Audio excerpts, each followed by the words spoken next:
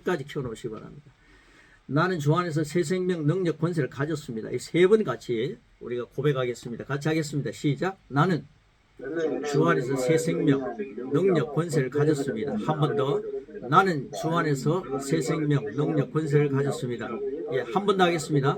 나는 주 안에서 새 생명, 능력, 권세를 가졌습니다. 기독인이 놓치는 게 있습니다. 예수님 딱 모셨지 않습니까? 예수님 영접했습니다. 그런데 예수님이 자꾸만 밖에 있는 것처럼 생각합니다. 멀리 계신 것처럼 생각합니다. 영접이라는 걸 너무도 이해를 잘 못합니다. 예수님을 내 안에, 내 심령에 영접했습니다. 예수님이 내 안에 계신다. 이 사실만 심어줘도 기독인이 엄청난 역사가 일어날 것입니다. 우리 목사님들, 선교사님들, 내 안에 주님이 계신다. 이 확신을 가지고 이 세상에 어떤 자보다 크신 분이 내 안에 계신다. 확신을 가지고 살면은요, 주님 안에서 주님이 주시는 새 생명이 내 것이 되고 새 능력, 새 권세가 주님이 내 안에 계셔서 역사하기 때문에 내 심령에서 생수강이 흘러 넘치는 성령님의 역사가 함께 하지 않습니까? 그러니까 새 생명, 새 능력, 새 권세는 남의 것이 아니라 내 것이더라고요. 이것을 가지고 계속 그리스도의 말씀으로 성장해야 많은 심령들을 풍성하게 만들 수가 있는 거죠. 이걸 못 누리지 못하니까 하나님 새 생명 주시옵소서, 능력 주시옵소서, 권세 주시옵소서. 예수님을 모신 사람은 이미 모든 것을 가진 자입니다.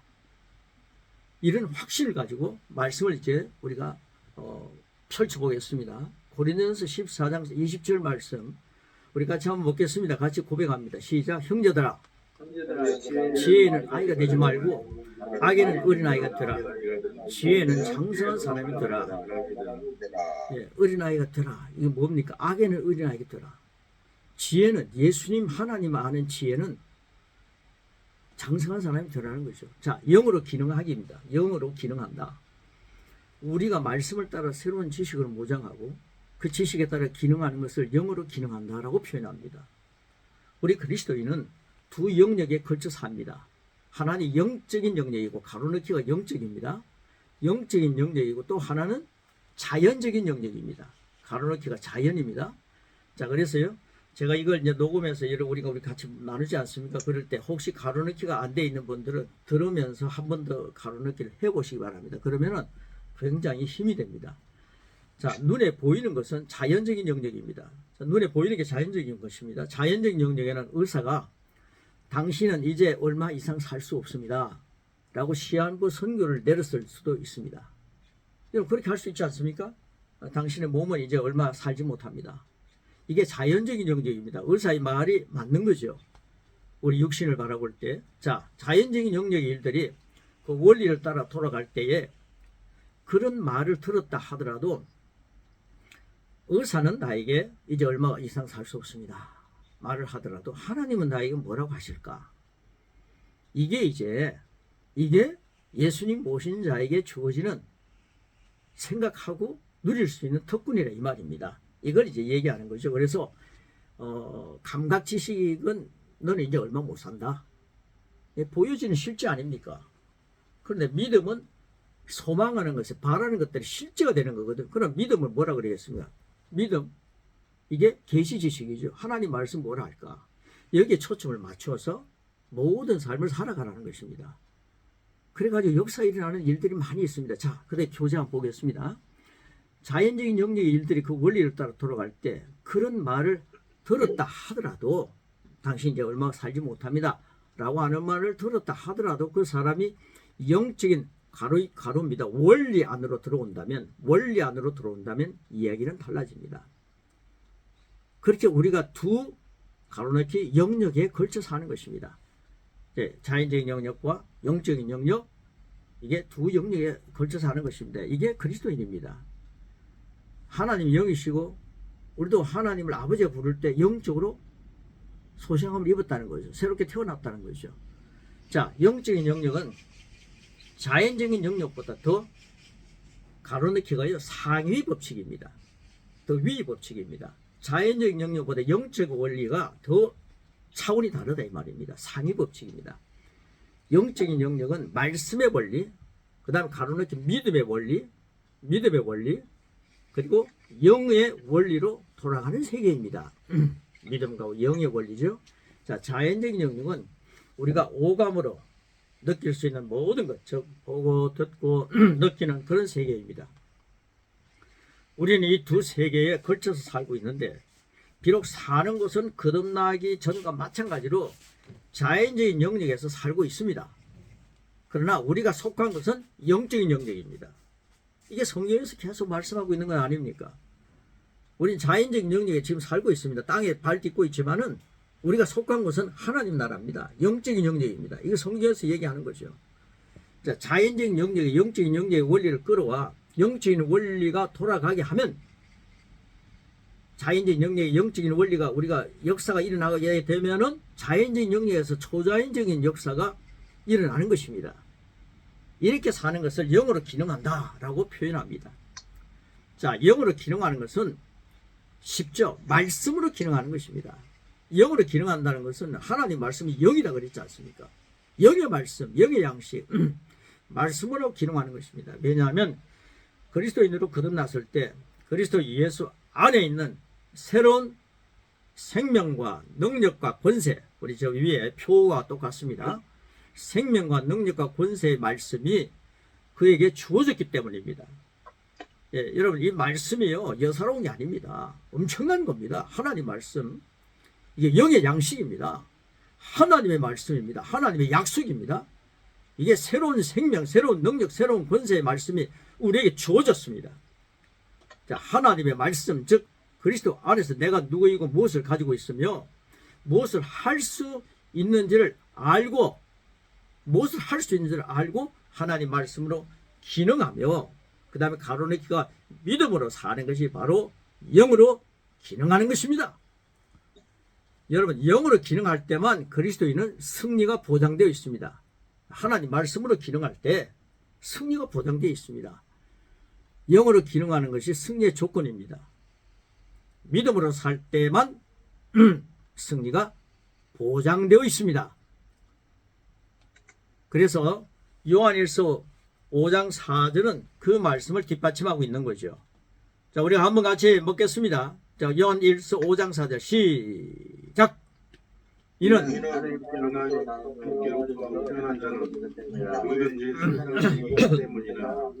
세상을 이기는 성령이 신 곧 우리의 믿음이라. 예, 하나님으로부터 태어난 자가 이게 바로 예수 믿는 우리입니다. 하나님의 아빠 아버지가 되셨죠. 하나님부터 태어난 자 예수님 영접하니까요. 하나님이 자녀의 권세가 주어졌다. 하나님이 나의 아버지가 되신 거죠. 그렇죠? 부모가 되는 거죠. 하나님부터 태어난 자입니다. 그러면 누구든지 세상을 이기게 되거든요. 하나님은 난 자가 세상에 지면 안 됩니다. 근데 무엇을 이기느냐? 이게 바로 믿음이라는 겁니다. 믿음은 바라는 것들에 소망하는 것들의 실제입니다. 그래서 믿음은 소망으로 끝나면 안 됩니다. 큰일 납니다. 믿음은 바랍니다. 이러면 안 됩니다. 믿음은 바라는 것들의 실제가 된다. 이게 믿음입니다. 자, 그 다음 그리스도인들 중에 여러 선 신앙생활 수십 년 하고도 한 번도 믿음으로 살아보지 못한 사람들이 많습니다. 선교사님들 혹시 이런 말씀이 나는 그렇게 살지 않았는가 한번 생각해 볼 필요가 있겠죠. 자, 말씀을 알고 교회도 열심히 다니고 기도도 열심히 하고 무엇이든지 열심히 하는데 믿음을 하는 선택을 한 번도 해본 적이 없다면 그 사람은 자연적인 영역에만 사는 것입니다. 그들은 내가 열심히 하니까 하나님 무엇인가를 알아서 해주시지 않을까라는 식으로 접근하는 사람들입니다. 그런데 반대로 어떤 상황이 벌어질 때 믿음으로 기능하고 하나님 말씀으로 기능하는 사람들이 있습니다. 그들은 예수님을 믿기 전에 여러 가지 질병을 가지고 있었는데 예를 드는 겁니다. 자, 예수 믿기 전에 질병을 가지고 있었는데 말씀을 제대로 알게 되고 믿음으로 나누는 치유 말씀에 대한 지식을 받게 됩니다. 치유에 대한 말씀을 딱 받습니다. 그럴 때요 만성적인 질병에서 빠져나오는 경우가 많습니다. 누가 기도해 준 것도 아닙니다. 예수님 채찍이 맞음으로 질병에 대한 값은 이미 치러졌다. 아플 필요가 없다는 것을 깨달음으로 스스로 거기에서 걸어나오는 것입니다. 몸이 약하고 늘 어디가 아파서 이렇게 주저앉아 있는 상태를 당연하게 생각하다가 나 지르는 가시야. 나는 아프게 사는 게 왜 인간의 고난을 위해서 태어나서 그 뭐 아픈 게 그 정상이야. 우리 육신은 늘 후패져 가는 거야. 그렇게 생각하다가 어느 순간에 그리스도 안에 있는 신앙인이 이렇게 살 필요가 없다는 것을 발견하고 그 길로 가로넣기 선택해서 걸어가는 것입니다. 아, 말씀이 이렇다면 내 말씀만 믿어보자. 그래서 말 선택해서 나오는 것입니다. 그런 일들이 우리 삶 가운데 지속적으로 일어날 것입니다. 제가요, 몸에 제가 그 한 3일마다 머리가 아팠습니다.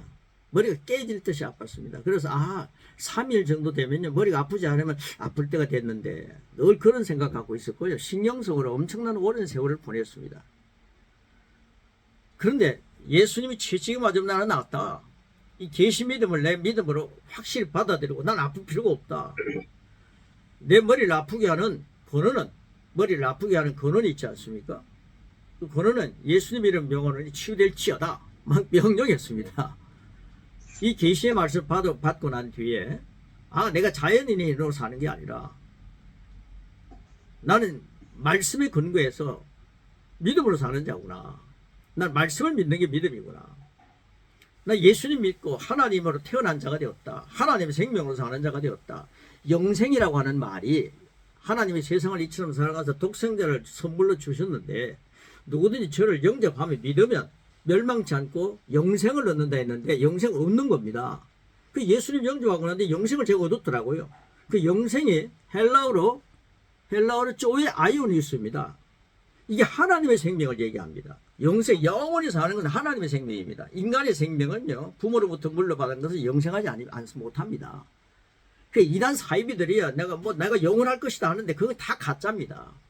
하나님의 생명만이 영생입니다. 근데 영생을 얻고 나니까 이게 바로 하나님의 생명을 얻으니까 하나님이 나의 아버지가 되는 거죠. 나는 하나님의 생명을 살기 때문에 아플 수가 없어. 그걸 적용하기 시작했습니다. 참 놀랍게도요. 순식간에 그 아픈 게 사라졌는데 지금까지 그런 일이 나타나고 있지 않습니다. 저는 몸에 조금 이상이 있으면요. 난 하나님의 생명을 사는 거야. 여러분 우리 육체는요. 성경대로 후패져 갑니다. 제가 그거 안 믿는 거 아닙니다. 후패져가는 압니다. 그러나 속 사람은 날로 새로워지니까 영의 지배를 받는 것에 초점을 맞추는 거죠. 영의 지배가 상위법이거든요. 상위법에 의해서 지배를 하니까 하위법이 순종하는 겁니다. 이걸 누리면서 제가 오늘 아침에 성경을 읽는데 신명기 30장 20절 말씀을 읽게 되었습니다. 구약의 말씀이지만은 네 하나님 여호와를 사랑하고 그의 말씀을 청종하며 또 그를 의지하라. 하나님 말씀을 청종하고 그 말씀을 내가 의지하는 거죠. 말씀을 계시 믿음을 갖는 거죠. 그는 네 생명이요 네 장수이니 이렇게 말씀하더라고요. 나의 생명이 되고 나의 장수함이 되더라고요. 그래서 이 말씀대로 사는 것이 내가 자연적인 존재로 감각 지식에 의해 사는 것이 아니라 하나님 안에서 계시 지식으로 사는 거구나. 이게 바로 믿음이다 하는 것을 선택하기 시작했습니다. 그래서 이런 경우를 여러분 잠깐 소개했습니다. 자, 그 다음 밑에 보시면요. 이 성경의 세 가지 접근은 여러분이 잘 이해한다면 이 내용을 훨씬 더 이해하기가 쉬워집니다. 그래서 오늘 과목은 굉장히 중요합니다. 성경에서 세 가지 접근 방법이 있습니다. 보통 이 세 가지 접근 방법으로 성경을 풀어가시면 성경의 많은 문제들이 해결됩니다. 율법적인 접근입니다. 구약의 말씀은 율법적인 접근이 거의 많지 않습니까? 자, 첫째가 율법적인 접근. 구약에는 율법을 지키면 하나님의 복 가운데로 들어가고 율법을 지키지 않으면 저주 가운데로 선택해서 들어가는 것입니다. 이거 신명기를 읽는데 다 그거더라고요. 자, 하나님께서는 이미 선택권을 우리에게 주셨습니다. 이 율법을 지키면 너는 이런 축복을 받게 될 것이고 이 율법을 안 지키면 이런 저주를 받게 될 것이다. 지켜서 축복받는 것은 간단하더라고요. 그런데 지키지 않아가지고 저주받는 건 너무 복잡하더라고요. 많아요. 그게 더 많아요. 자, 하나님께서 율법을 주셨습니다. 사람들이 각자 그것을 선택하는 것입니다. 순간순간 선택함으로 율법을 잘 지키면 하나님이 만드신 축복 가운데 들어가고 솔로몬도요 하나님 말씀 율법을 잘 지키니까 잘 됐지 않습니까? 그러나 율법을 지키지 않을 때는 형편없이 되지 않습니까? 다윗도 마찬가지죠. 그게 구약의 사람들의 모습입니다. 자, 유혹을 받아 하나님께서 가지 말라는 길을 가게 되면 결국은 하나님의 말씀하신 저주 가운데로 들어가게 되는 것입니다. 이것은 가로넣기 본인의 선택입니다. 그런데 구약에서는 이것을 하나님께서 저주하셨다라는 표현으로 말하기도 합니다. 그러나 정확히 말하자면 하나님께서 일부러 저주하신 것이 아니라 복과 저주 중에 본인이 저주를 선택하여 그 결과로 저주를 받은 것입니다. 여러분, 하나님 우리 인격자로 만들어 놓으셨으니까요. 우리는 선택권이 있지 않습니까? 선악과를 먹느냐 안 먹느냐 선택권이 있지 않습니까? 근데 선택권까지 하나님 하게 해주세요 이러면 안 되죠. 선택하면 되는 겁니다. 자, 그래서 하나님 말씀을 내가 선택하겠다. 나는 저주를 선택하겠다. 나는 말씀을 선택하겠다. 이거 우리가 선택하는 거죠. 자, 이 세상의 모든 종교는 이렇게 접근합니다. 여러분, 세상의 종교가 이렇게 접근합니다. 기독교는 종교가 되어서는 안 된다 이겁니다. 굉장히 능력 있는 생사복을 주관하시는 어떤 신적 존재가 있는데 내가 그에게 정성을 다 열심을 다해서 좋게 보이면 내게 더 좋은 것을 줄 것이라고 믿는 것입니다. 여러분, 이거 정말 위험한 것입니다. 그것이 우리가 특별히 배우지 않아도 자연스럽게 어려서부터 본 접근입니다. 예수님을 영접하고 하나님 나라에 들어왔어도 무엇인가 내가 하나님께서 원하신 일을 함으로써 복 가운데로 들어가야만 복을 받을 수 있다 하는 것이 바로 구약에서 많이 나와 있는 율법적인 접근입니다.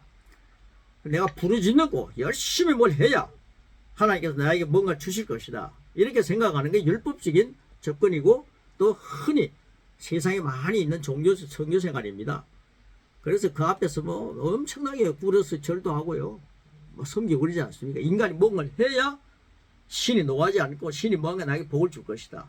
이렇게 생각하는 겁니다. 이게 율법적인 접근에도 많이 볼 수 있죠. 자, 그런데요. 십자가 완성으로 접근이 있습니다. 십자가 완성. 오늘 내용이 너무너무 중요합니다. 십자가 완성으로서의 접근이 있습니다. 하나님께서는 율법적인 접근의 한계를 아셨기에 율법적인 접근으로 한계를 하나님이 아시고 계십니다. 그래서 예수님 보내신 것입니다. 여러분, 율법으로 구원받은 사람은 없습니다. 10가지 주면요, 한 가지를 범해도요 9가지 다 범한 것입니다. 이 성경에서 얘기하고 있지 않습니까? 그래서 하나님은 우리 인간의 한계를 아시기 때문에 예수님 보내셨습니다. 다른 종교에서 찾아볼 수 있는 예수 그리스도, 오직 예수님, 그분은 예수님을 보내셔서 십자가에서 율법의 한계를 모두 극복하는 다른 길을 주셨는데 십자가에 모두 극복하는 겁니다. 그것이 바로 예수 그리스도라는 길입니다. 예수님이 십자가에서 우리의 모든 저주를 가로넣기가 담당하셨습니다. 여러분, 예수님 십자가 보면요, 내 죄를 담당하신 주님을 보시기 바랍니다. 예수님이 괜히 채찍이 맞으셨습니까? 예수님이 내 질고를 다 담당하시기 위해 채찍이 맞으셨어요. 자, 그래서 우리는 이제 더 이상 율법적으로 접근할 이유가 없어졌고 예수 그리스도를 믿는다면 모두 저주를 감당하신 그분의 혜택 안에서 살게 되는 것입니다. 얼마나 감사합니까? 여기서 필요한 것은 믿음뿐입니다. 믿음뿐입니다. 하나님께서 나의 치유를 위해 값을 치르셨으므로 나는 믿음으로 그 치유를 취하기만 하면 된다는 것이 바로 십자가 완성으로 접근하는 것입니다. 이 접근인데 접근이라 했네요. 믿음의 말씀은 이것을 근거로 합니다. 베드로전서 2장 24절 한번 같이 읽겠습니다. 시작. 친히 나무에 달려 그 몸으로 우리 죄를 담당하셨으니 이는 우리를 죄에 대하여 죽고 의에 대하여 살게 하려 하심이라. 그가 채찍에 맞음으로 너희는 나음을 얻었나니. 얼마나 놀랍습니까? 믿음으로 예수님께서 이미 하신 일을 적용해서 그 혜택을 누리는 것입니다. 자, 고린도서 8장 9절은 뭐라 그럽니까? 시작. 우리 주 예수 그리스도의 은혜를 너희가 알거니와 부유하신 이로써 너희를 위하여 가난하게 되심은 그의 가난함으로 말미암아 너희를 부유하게 하려 하심이라. 자, 예수님을 믿는 당신은 부유할 권리가 있습니다. 그러므로 당신이 믿음으로 그 부유를 차지하십시오. 이것이 바로 두 번째 접근입니다. 그 예수님 믿으면요 만사형통이다 이런 말 많이 하죠. 예수님 안에 모든 게 다 포함되어 있다. 예수님이 해놓으신 걸 내가 믿으면 그걸 누리게 된다. 이 기독교 신앙 아닙니까? 다른 종교에서 찾아볼 수 없는 거죠. 우상을 섬기는 사람들은 이걸 찾아볼 수 없습니다. 자, 그 다음 굉장히 중요한 게 새로운 피조물로서의 접근입니다. 새로운 피조물로서 접근한다. 이게 저희들이 계속 나누고 있는 말씀이죠. 성경에 접근해서 한 가지 방법이 되어 있는데 그것은 사도 바울의 계시로 부활의 지점에서 접근합니다. 부활입니다. 부활. 여러분, 예수님 부활하셨다는 사실을 우리는 초점을 맞추고요. 예수님이 이제 십자가 달려있는 예수님이 아닙니다. 하나님의 보좌 우편에 앉으셔서 모든 세상을 다스리는 왕중왕이십니다. 우리는 그 예수님 믿고 삽니다. 자, 즉 새로운 피조물로서의 접근입니다. 예수님 덕분에요, 거듭난 자가 되었습니다. 예수님 믿으면 거듭난 자가 되죠. 그리고 난데 나는 이런 사람으로 변한 겁니다. 자, 고린도서 5장 17절 너무너무 잘 아는 말씀이죠. 이 말씀이 그대로 우리에게 적용됩니다. 자, 같이 먹습니다. 시작. 그러므로 누구든지 그리스도 안에 있으면 새로운 피조물이라. 옛 것들은 지나갔으니 보라, 모든 것이 새롭게 되었도다. 야, 사도 바울은요, 성령이 감동되어 갖고 이런 말씀을 썼지 않습니까? 근데 우리가 그리스도 안에 있는 걸 하나님을 막 보여주고 싶어 하는 거예요. 야, 내가 그리스도 안에 있는 걸 세상 사람들이 보기를 원하는 거예요. 그리스도 내가 안에 있기 때문에 난 새로운 피조물이다, 새 피조물이다, 새로 태어난 자다는 거예요. 옛 것들은 다 지나갔다. 모든 것이 새롭게 되었다. 넌 하나님의 자녀다. 부모의 옛 것은, 부모의 DNA 이제 지나갔다. 너는 속 사람으로 사는 자다. 거듭난 사람이 되었다. 하나님의 생명으로 산다. 야고보서 1장에 보면요, 하나님의 진리의 말씀으로 너희는 나았다 그랬더라고요. 우리의 DNA가 진리의 말씀이 있는 겁니다. 그래서 하나님으로부터 태어났다. 새 피조물이 진리의 말씀으로 태어난 자입니다. 야, 이걸 깨닫고 나니까요, 얼마나 감사한지요. 그래서 로마서 4장 25절은요, 쉬운 성경 말씀입니다. 우리 같이 한번 읽겠습니다. 시작. 예수님은 우리의 죄 때문에 죽임을 당하셨고 우리를 의롭게 하시려고 다시 살아나셨느니라.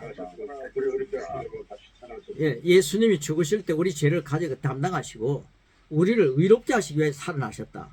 저는 이 말씀을 가지고요, 주님 감사합니다. 저는요, 이런 예수님 믿습니다. 예수님 나를 위해 죽으셨습니다. 예수님 나를 위해 죽으실 내 죄를 다 가져가셨습니다. 예수님 나를 위해 부활하셨습니다. 예수님이 나를 위해 부활하시되 나를 의롭게 하셨습니다. 나는 그 예수님을 내 마음에 영접하고 난 뒤에 난 하나님과 화평의 관계가 되었습니다. 이게 로마서 5장 1절의 말씀이더라고요. 예수님 믿으니까요, 하나님과 화목하게 되었습니다. 나는 그 예수님 믿습니다. 예수님 이름으로 기도합니다. 이 기도를요, 하기 시작할 때 하나님께서 세계를 열어주시더라고요. 그래서 에티오피아를 가게 되고 미얀마를 가게 되고요, 인도를 가게 돼서 엄청난 역사가 일어나고, 그리고 이제 필리핀에 가서 말씀을 전하는데도 하나님의 역사가 막 나타나는데, 주님, 지금 미국과 뉴질랜드, 우리 일본 계속 말씀 나누고 있지 않습니까? 예수님이 부활하신 분은 나를 의롭게 하셨습니다. 내 공로는 하나도 포함되어 없습니다. 나는 예수님 때문에 새로운 피조물이 되었습니다. 그래서 이 십자가의 완성과 내가 예수님 덕분에 이런 존재가 되었구나 라는 사실을 접목해가지고 같이 나누기 시작하니까요, 하나님께서 기뻐하시는 놀라운 권세와 능력의 역사가 나타나는 것입니다. 여러분, 밑에 보시면요, 교재 한번 쭉 읽어 나가겠습니다. 내가 거듭날 때 새롭게 태어나서 새로운 본성을 갖게 되었다는 것을 알고 접근하는 것으로 나의 새로운 본성을 인식하고 살아가는 것입니다. 본성대로 살아가는 것은 본성을 잘 이해하기만 한다면 어려운 일이 아닙니다. 고양이나 호랑이나 어릴 때는 아주 비슷하지만 시간이 지나갈수록 호랑이는 호랑이다워지고 고양이는 고양이다워집니다. 성장할수록 자기 본성이 강하게 나타나게 됩니다. 새로운 피조물로서 접근은 죄의 본성을 가지고 있던 예전의 나로서는 한계가 있기 때문에 하나님께서 나를 의의 새로운 본성을 가진 자로 다시 태어나게 하셨다는 것을 이해하는 것에서 시작합니다. 우리가 예수님을 영접하고 거듭났다고 표현할 때 그것은 새로 태어났다는 말입니다. 그리고 새로 태어났다는 말은 바로 의의 새로운 본성으로 새롭게 일어났다는 의미입니다. 새로운 피조물로서 새로운 본성을 가지고 일어났다는 접근이 바로 우리가 하는 접근입니다. 그래서 이런 접근을 양육에서 그리고 고백과 믿음 강의, 권세 강의까지 왔지 않습니까? 이런 것들을 계속 누리는 겁니다. 야, 내가 새로운 피조물이기 때문에 내가 이제는 감각 지식에 의해서 사는 자가 아니라 계시 지식으로 산다. 여러분, 감각 지식은요, 예수님이 처녀의 몸으로 태어났다는 걸 전혀 이해할 수 없고 믿을 수 없습니다. 그래서 지식인들이요, 감각 지식을 가지고요, 검증이 되어야만이 믿는 거죠. 그러니까 목사님의 자녀라도요, 예수님 처녀로서 처녀 몸에서 잉태했다는 걸 믿는 사람이 못 믿는 사람이 많아요. 지식인들요. 그런데 계시 지식을 믿으면 예수님의 동정녀를 통해서 태어난 건 믿습니다. 하나님이 하실 수 있다. 예수님을 통해 내가 하나님부터 난 자가 될 수 있다. 믿습니다.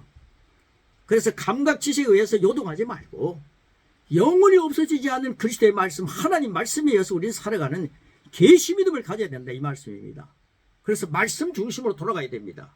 말씀으로 돌아가야 합니다. 보여지는 것으로 돌아가면요, 뭐 표적과 이적만 조금 나타나면요, 그게 굉장한 것인 줄 압니다. 아닙니다. 말씀만이 상위 법칙입니다. 특별히 그리스도의 말씀이 최고입니다. 저는 그리스도의 말씀을 회복하자는 겁니다. 마지막에 비밀이 열리는데 바로 그리스도입니다. 그리스도의 장성한 분량까지 포기한 사람이 많아요. 그리스도의 장성한 분량까지 자라는 걸 우리는 알았지 않습니까? 그리스도의 말씀을 많이 먹으면 그리스도의 장성한 분량까지 성장하더라고요. 그래서 이제 이런 말씀을 이제 열어가는 겁니다. 그래서 새로운 피조물로 접근하는 것, 십자가 완성으로 접근하는 것과 새로운 피조물로 접근하는 것을 잘 이해하시면 우리는 그리스도 안에서 마지막 때 힘차게 살아가는 능력의 하나님의 자녀의 권세자들이 된 것입니다. 그래서 고백을 만들었습니다. 여러분, 이 고백 우리 같이 한번 하면서 오늘 양육 사과 마치도록 하겠습니다. 같이 고백합니다. 시작. 나는 새로운 본성으로 태어나게 하신 하나님 아버지의 은혜에 감사하며 새 피조물로 그리스도의 장성한 분량까지 그리스도의 말씀을 고백하며 먹음으로 계속 성장을 향해 나아간다. 나는 주 안에서 새 생명, 능력, 권세를 가졌다. 나는 주 안에서 새 생명, 능력, 권세를 가졌다. 나는 주 안에서 새 생명, 능력, 권세를